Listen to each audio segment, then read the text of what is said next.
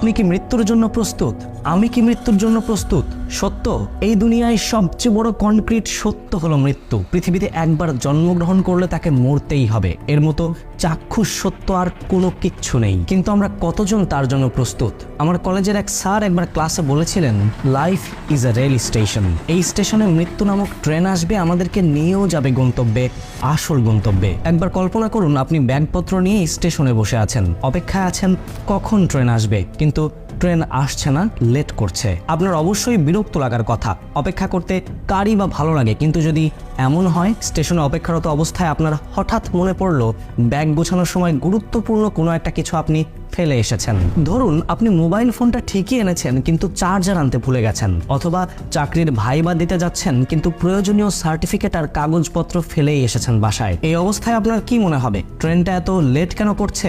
নাকি আরেকটু লেট করলে ভালো হয়, যেন বাসায়